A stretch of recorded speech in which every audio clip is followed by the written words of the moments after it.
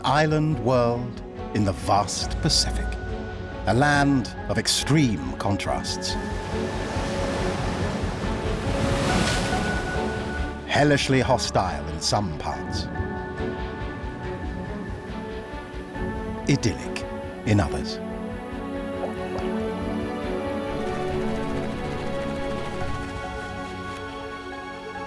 Where survival depends on wits, guts, and a fair degree of luck. Cut off from the rest of the world, life evolves differently here.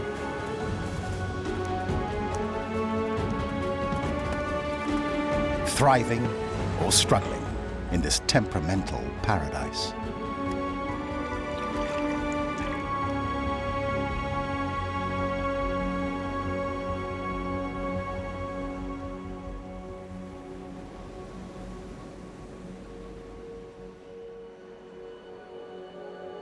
A volcanic landscape that looks like the surface of the moon. It wasn't easy for life to colonize it. And yet somehow, it did.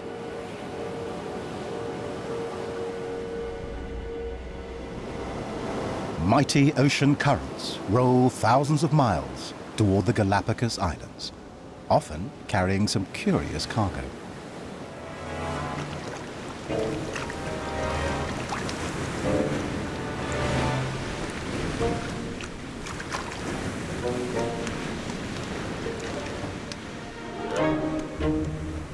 That's what happened to the ancestors of the Galapagos penguin.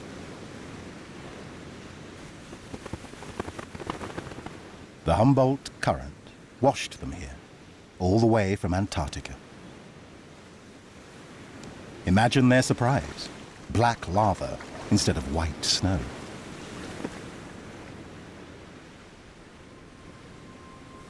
They had a lot to learn. Lesson 1. Rocks can be as slick as ice, but not so forgiving.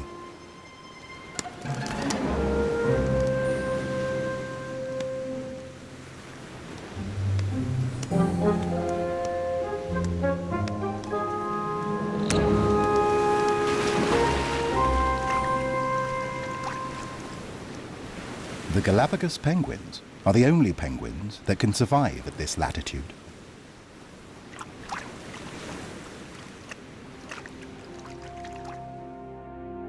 The Galapagos Islands lie around 600 miles off the coast of South America, virtually on the equator.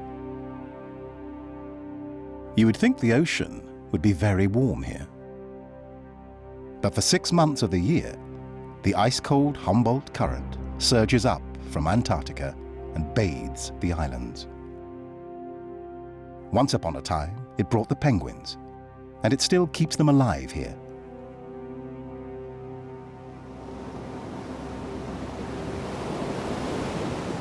They're in good company.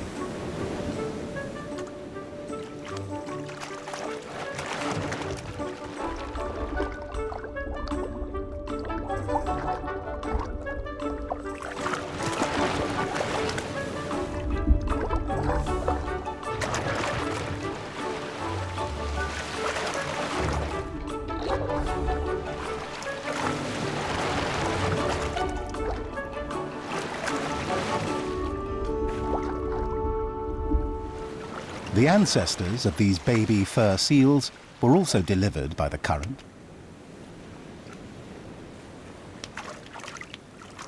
Life here isn't as heavenly as it looks. Even though they've been here for millions of years, they don't actually belong here, and that's about to get painfully obvious.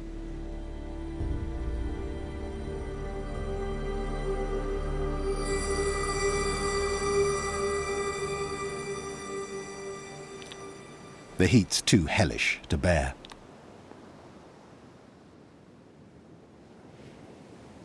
So they hide beneath the lava sheets.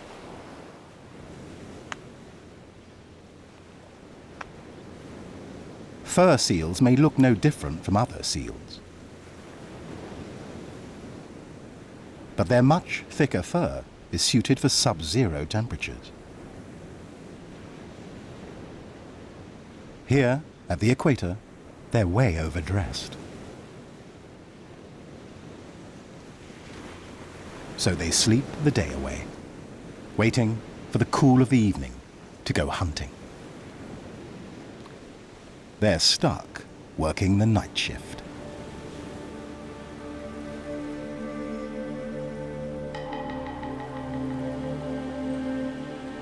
Conditions on the Galapagos can be harsh, even for seasoned natives. The island's largest reptile braces himself for the coming crisis: the Galapagos giant tortoise. This time of year, the cold waters do him no favors, altering the weather.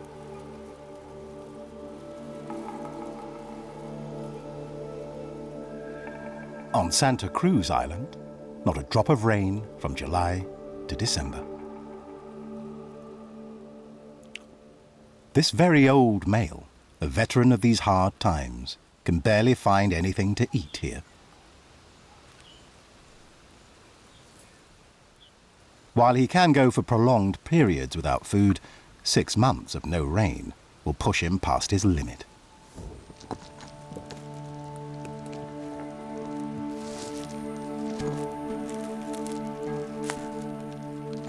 To avoid starvation, he needs to act fast, something tortoises aren't known for. He sets out on an exhausting journey.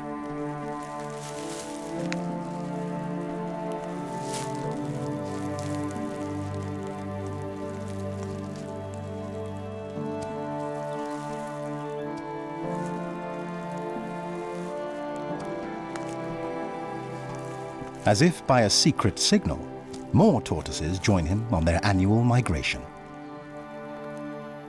Over the millennia, they've beaten paths through the vegetation. But it never gets any easier. Their heavy, meter-wide shells add to the journey's burden. Slow and steady wins the race, keeping one step ahead of the coming drought.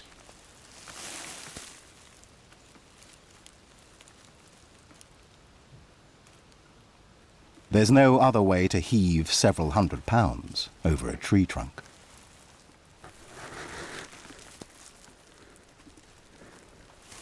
Migrating for days on end requires huge effort. And not all of them make it.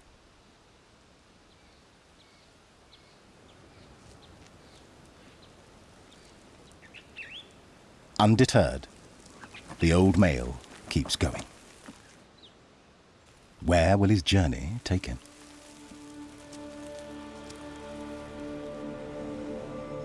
Now, the dry season has huge swathes of the islands firmly in its infernal grip.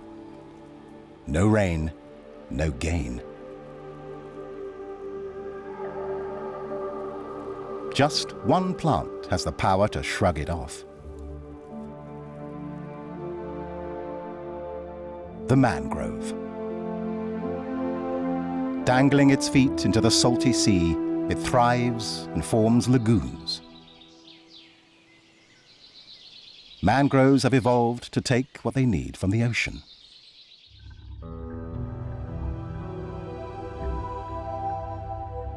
Drinking it in with salt-filtering roots.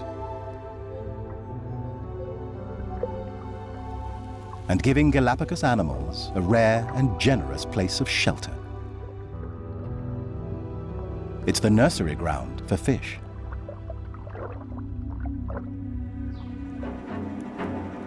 And the dining table of the lava heron.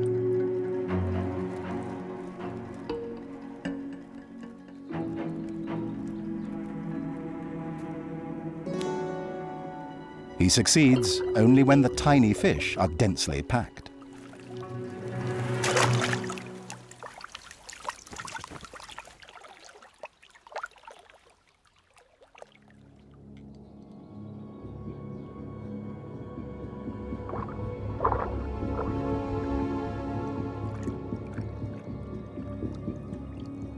He's not the only hunter here. something strange lurks just below the surface.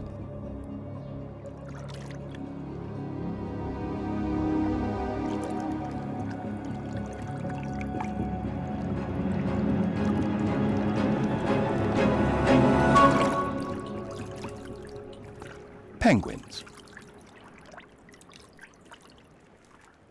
An unusual sight among the tropical mangroves.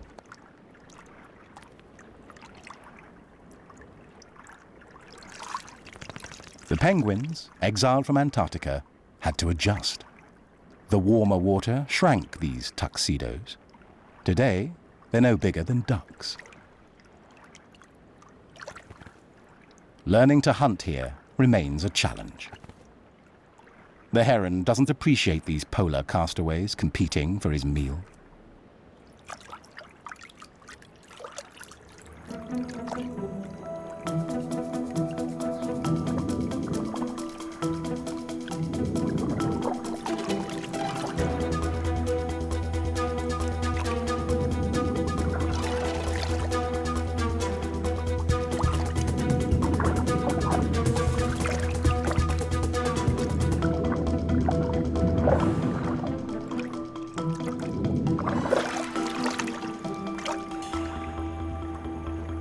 The heron needn't worry. They're not very good at it. The speedy fish keep darting among the mangrove roots.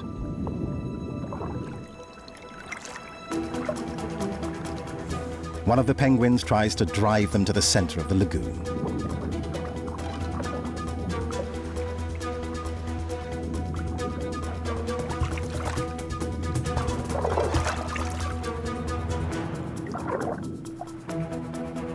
It works.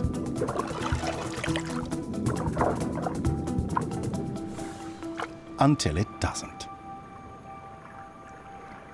Those tantalizing little fish are just too fast.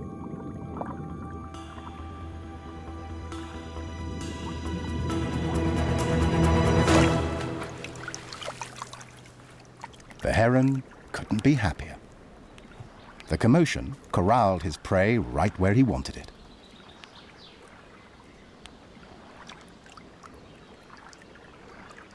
Evolution has pushed these penguins to the very limit of their survival. Conditions are so extreme that fewer than 500 remain.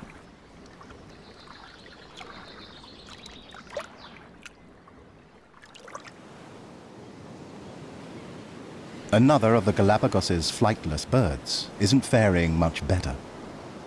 In fact, it wasn't flightless until it came to this island. By picking this paradise, the Galapagos cormorant found itself grounded for life. Over the generations, its body grew, while its plumage plummeted. Today, at 3 feet tall, he's the biggest cormorant on Earth, at least up and down, not side to side.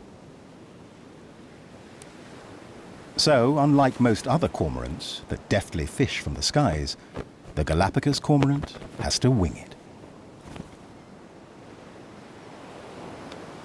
With food nearby, he doesn't need to travel. He fishes right from his doorstep. If only he didn't have to walk everywhere.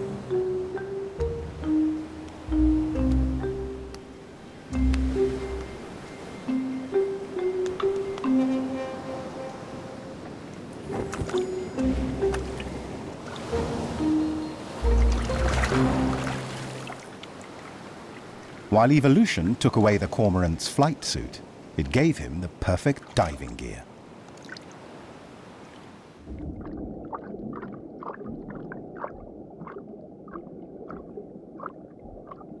Its small wings reduce drag in the water, and its giant feet work like an outboard motor. The cormorant's enormous size lets it dive deeper and for longer than any other seabird.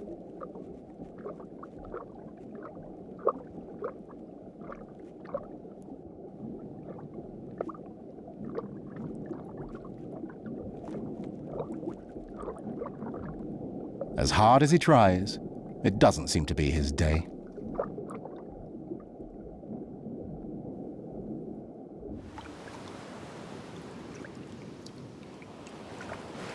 After a short rest, he'll try again.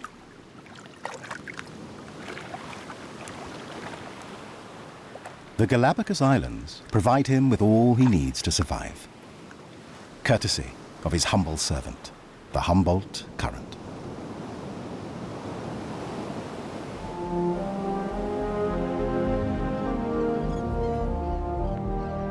Not only the cormorants, all seabirds benefit from the cold flow.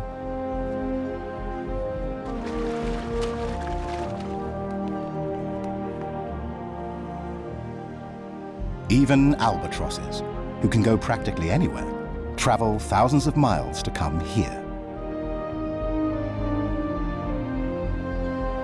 The nutritious waters infuse the Galapagos with life.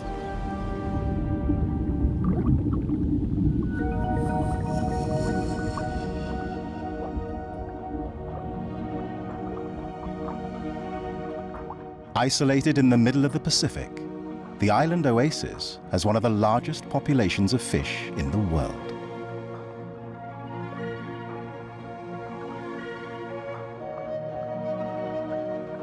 It's both a haven and a hunting ground. Microorganisms attract small fish.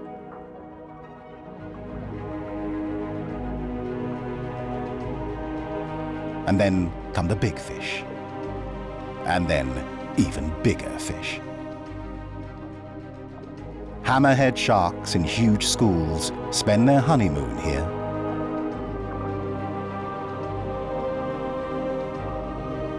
And even the biggest fish on the planet, the whale shark, drops by to say hello. The Humboldt Current is the engine that drives all marine life. While it brings paradise to the sea, it can also bring hell on earth for some island residents. The island of Plaza is a habitat for the hardy.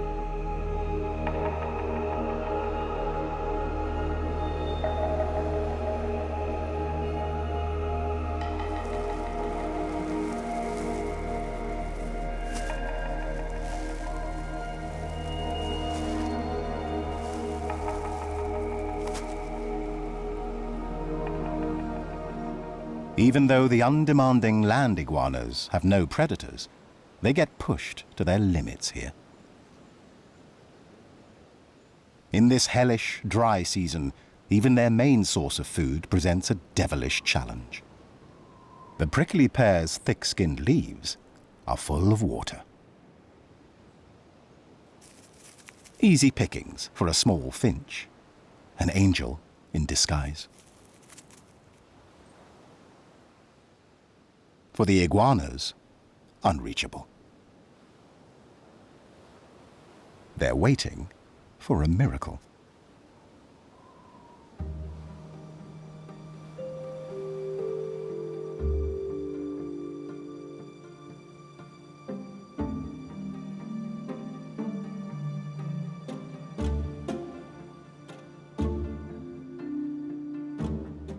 Bellies empty, they sit and watch the cactus finches having their fill of the forbidden fruit.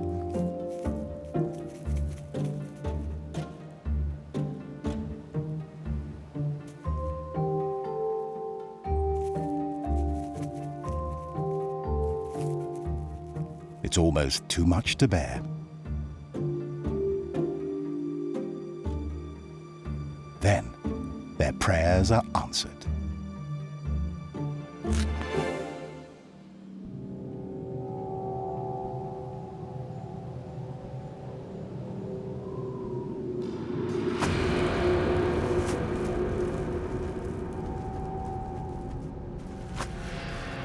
Salvation at last.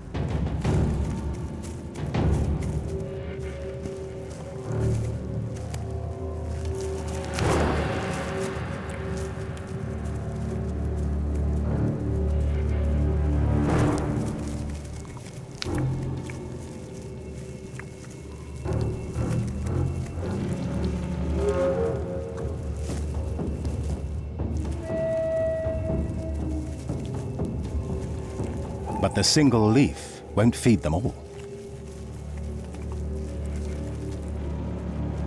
The competition brings out their worst.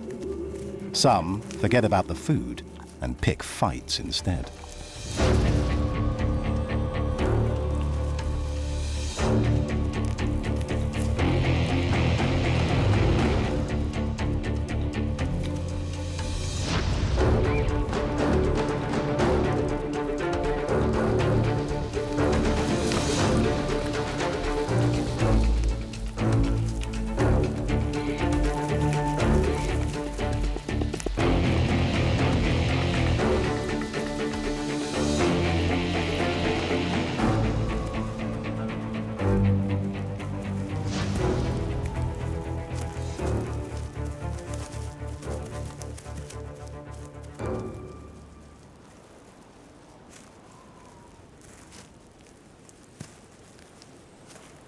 The situation leaves almost no one satisfied. The tough, rainless season keeps the iguana population in check.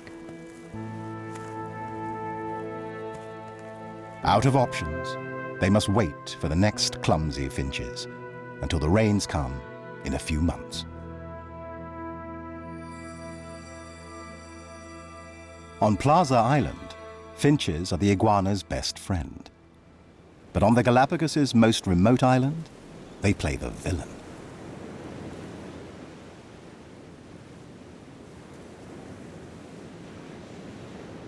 Hundreds of miles from the other islands, Wolf Island has very little vegetation and no drinking water.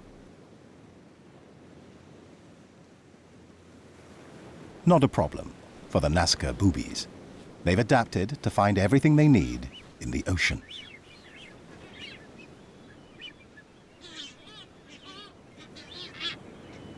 The island's isolation provides another advantage. Boobies are the unchallenged kings of wolf.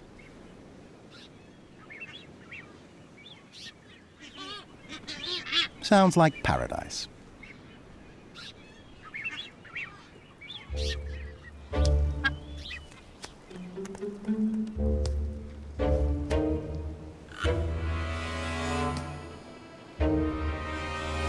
But for a little finch with a ghoulish appetite.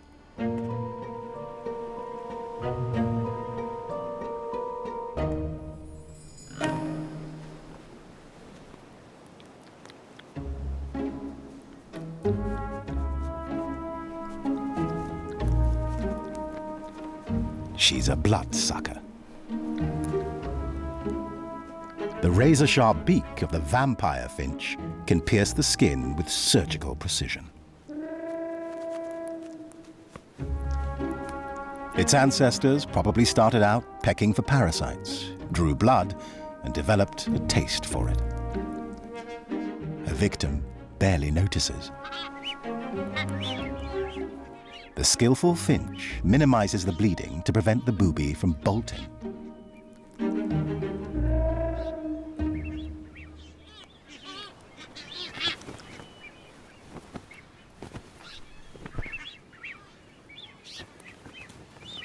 And she's persistent.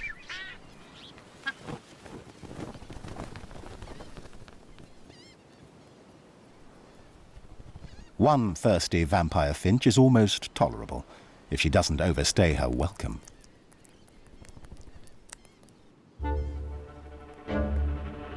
Or draw a crowd.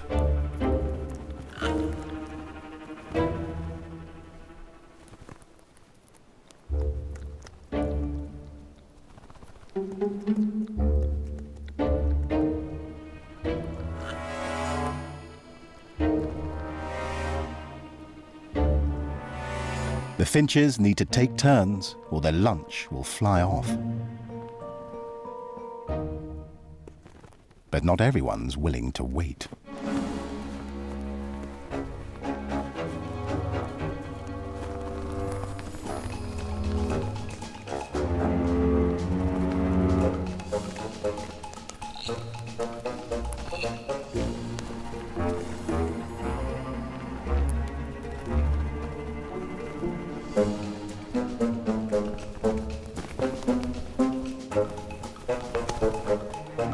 Eventually, their host has had enough. Get off my back.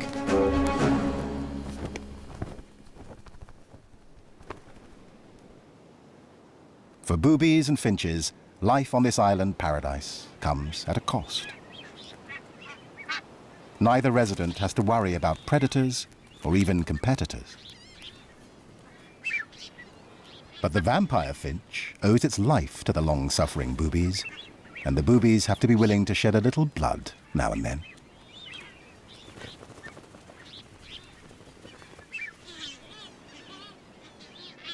It's a small price to pay to live in Wolf Island's peculiar, peaceable kingdom.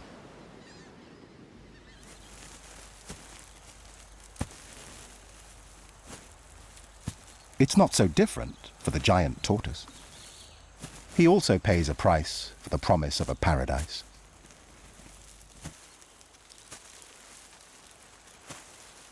As he negotiates his way out of the dry forest and into the greenery, he's still not quite out of the woods.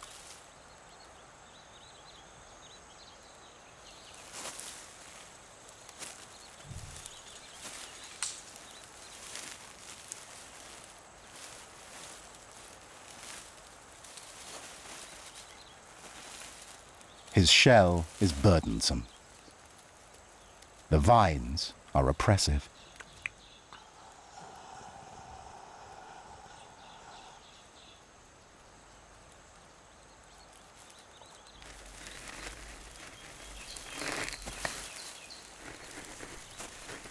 Every step is an effort on this island that both protects him and torments him as he pursues his singular goal.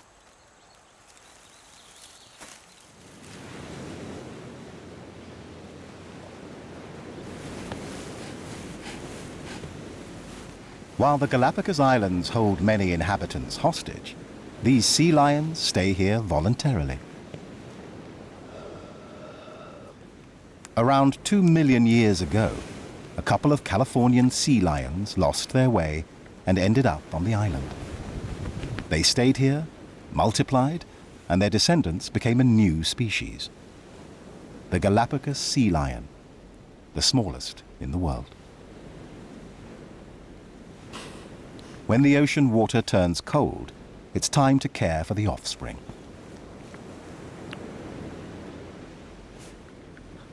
This little one is only a few days old, but already very agile.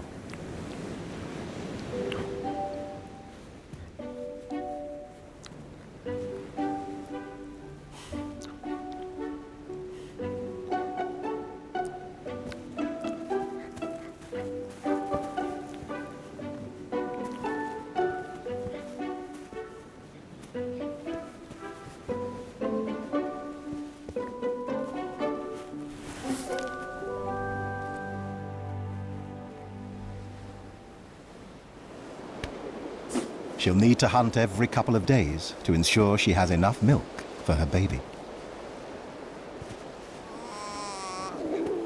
It means she has to leave the pup behind.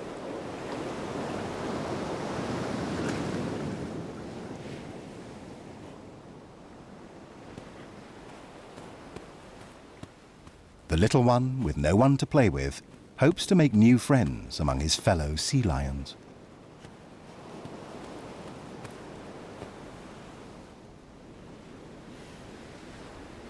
But they apparently have enough friends already. Once a female realizes he's not her baby, she wants nothing to do with him.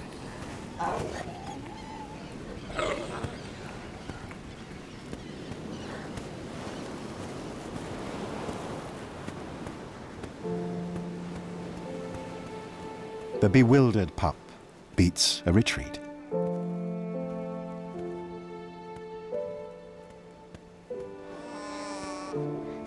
Without his mother, he's completely on his own.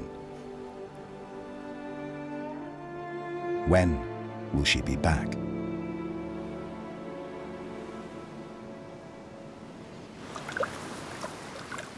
On a different shore, a male cormorant uses this time of ocean abundance to start a family. He begins with nest building.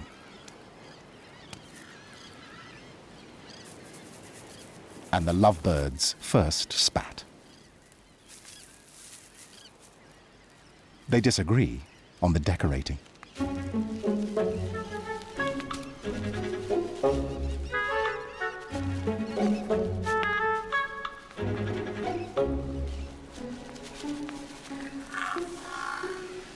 It's a common problem.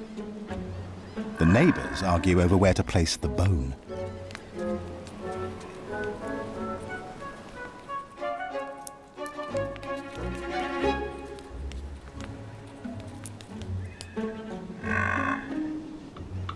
With all furnishing questions solved, they move on to family planning.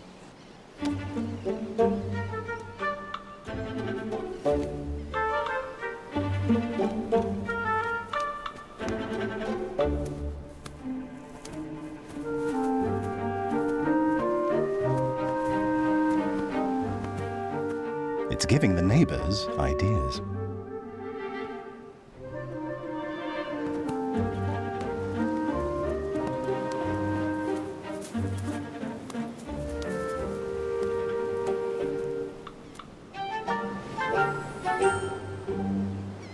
Cormorants don't mate for life.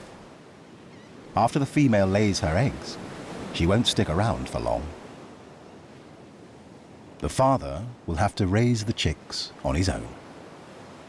He doesn't yet know how difficult things will get. But meeting the challenge of raising the next generation is what brings stability and change.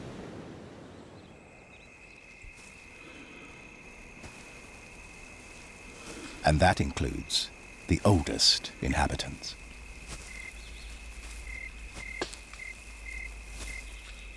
After days of traveling through the brittle forest, the male tortoise finally reaches his destination. A glistening lagoon.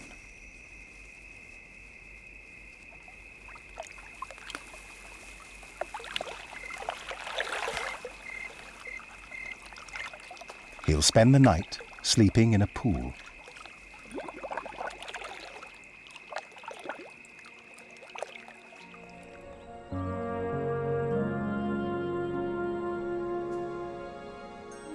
When he wakes the next morning, it's easy to see why the Galapagos giant tortoises go to such great efforts to migrate.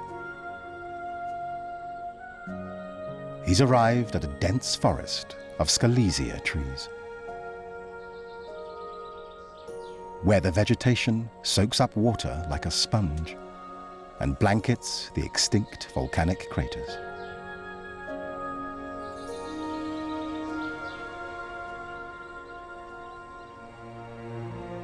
The forest remains the only oasis on these islands,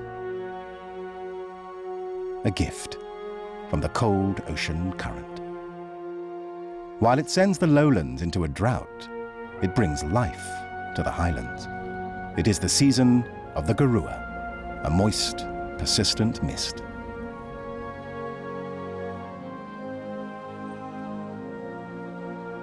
Up here is where the Galapagos giant tortoises find their paradise.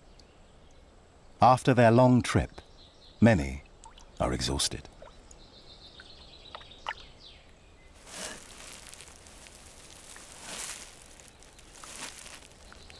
The male enjoys the tender greenery. But he didn't come here just to eat a salad. He's here for her.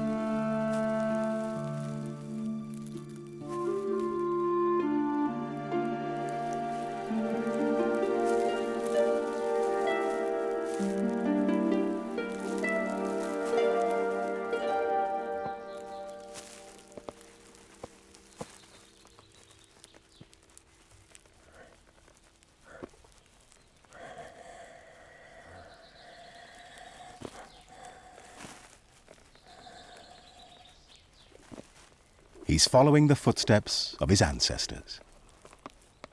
For millennia, they've made the same arduous annual trek to mate in these lush highlands. But escaping to better conditions is only an option on the archipelago's younger islands. Here, big differences in altitude create a variety of habitats.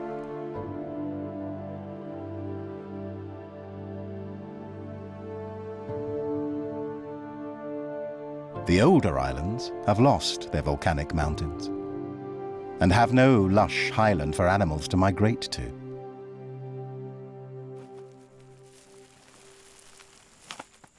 The giant tortoise on Hispaniola Island had to compensate somehow. To reach more leaves, it learned to really stick its neck out.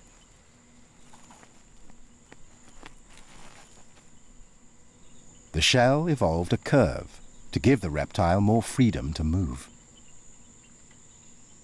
The saddle-shaped shell, Galapagos in Old Spanish, gives the tortoise and the islands its name.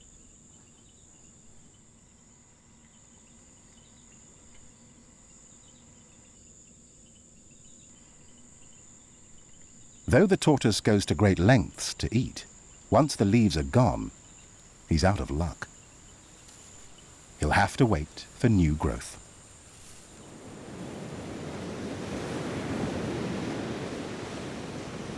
On the beach, the sea lion pup is tired of waiting.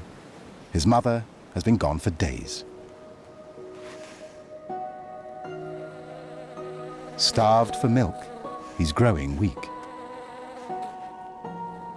She'd better get back soon.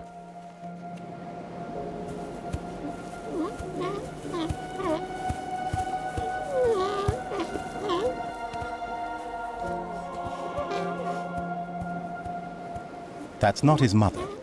It's the alpha male of the herd.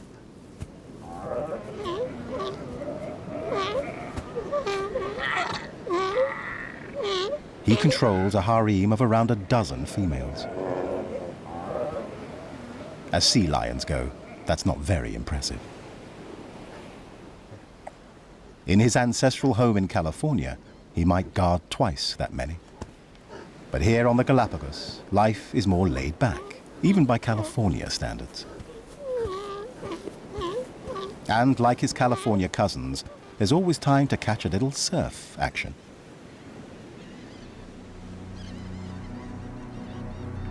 But look out. The male is hardly gone before a beach bully rolls in. An outside male who wants to take his harem.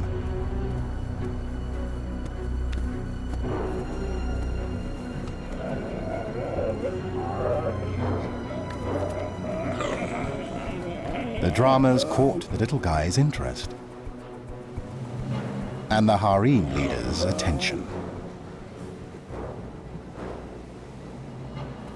Not on his watch.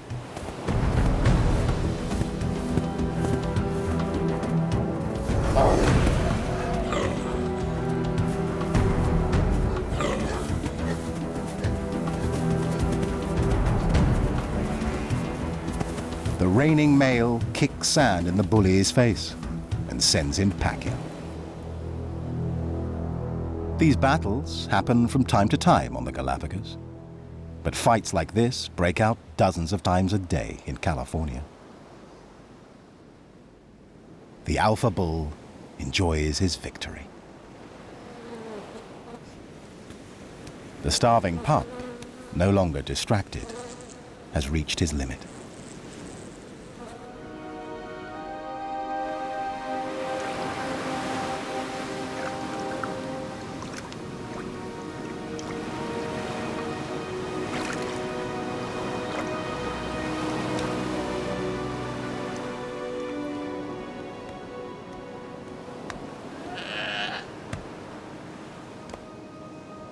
Is that his mother?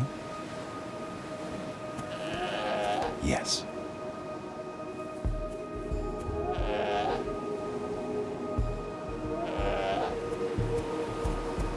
But how to catch her attention?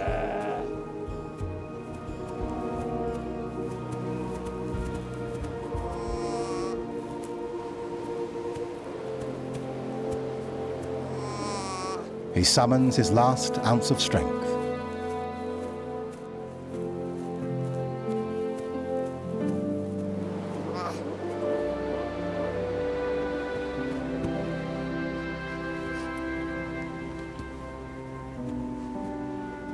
Life is tough everywhere, but the Galapagos sea lions have found their paradise here. Unlike many inhabitants, they could leave at any time, but they don't. In this remote place, they face less competition and have more time to bask on the beach.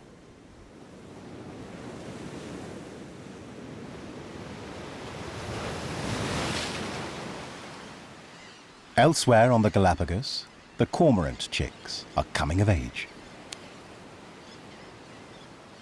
They've spent weeks in their nest, slurping down free meals. As of today, those days are done.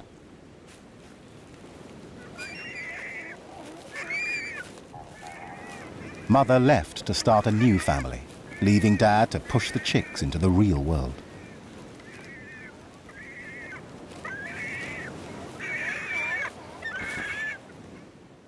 The older chicks have gathered by the water. For them, it's not a question of learning to fly, but rather figuring out how to swim and dive. The father starts the lesson.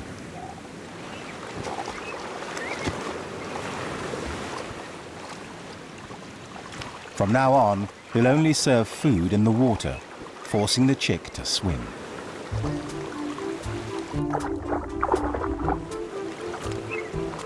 It's like riding a bike. Keep moving your legs.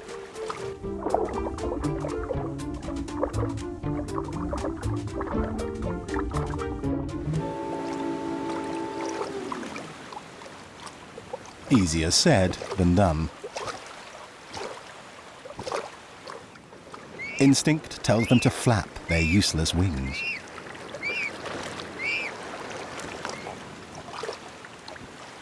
Dad's not happy and withholds the fish. But the chick really wants it.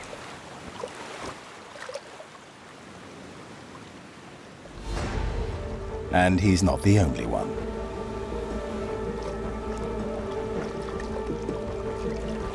A magnificent frigate bird.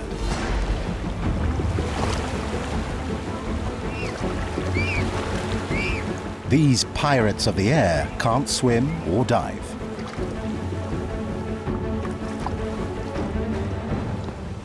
They steal most of their food. A tough lesson for the young, hungry chick. Second attempt.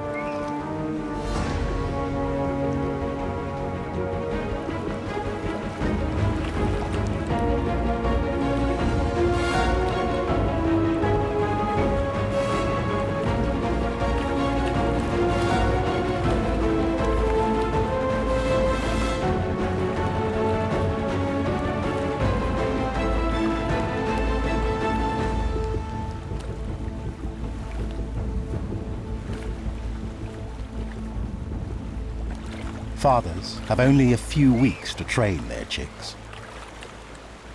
Growing up in the Galapagos is tough. In fact, so tough, only around 1,000 of these cormorants exist.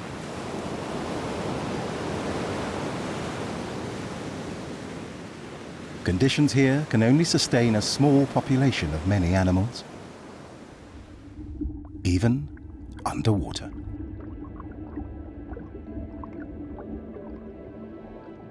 Tropical islands are normally bejeweled with corals. Not on Galapagos. Only small reef oases exist here. The water is just too cold.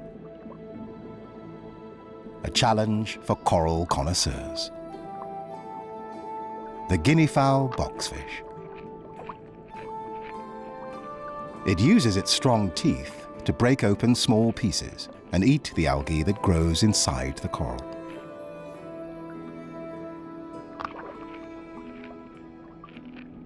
and in the process leaves the coral with a carpet of scars.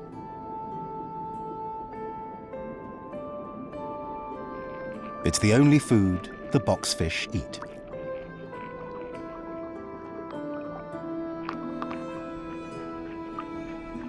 So this reef dweller is found in very few locations across the Galapagos.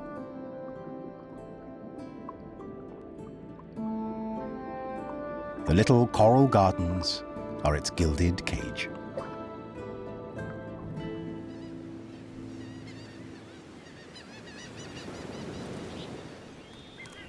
The vampire finches are also prisoners of paradise. And though they eat only blood, once a year, they make an exception. Eggs are on the menu.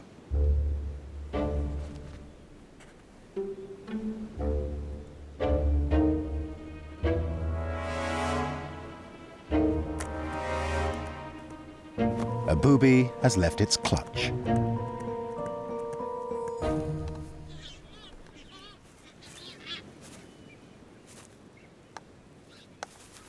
But how to open one?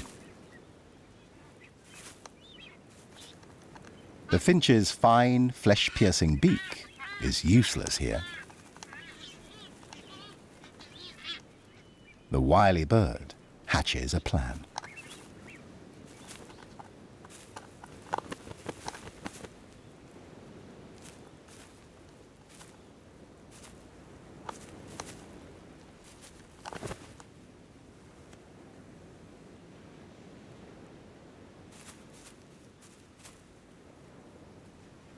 Her efforts quickly draw the hungry neighbors.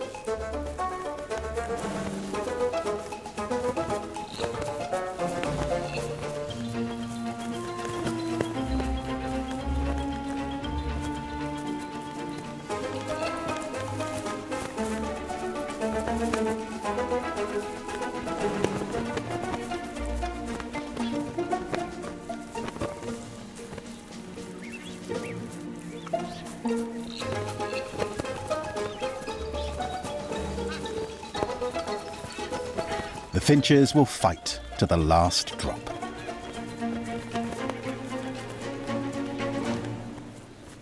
On this island with no water to drink, a juicy egg is a golden treasure.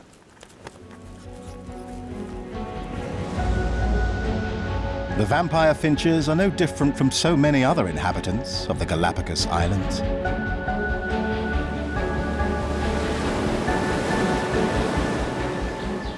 Thrown here by fate, facing a slim chance of survival in this remote part of the world, they made the best of it by adapting. The result is a thriving Galapagos. A small but vibrant and peculiar paradise. A testament to the great power of evolution.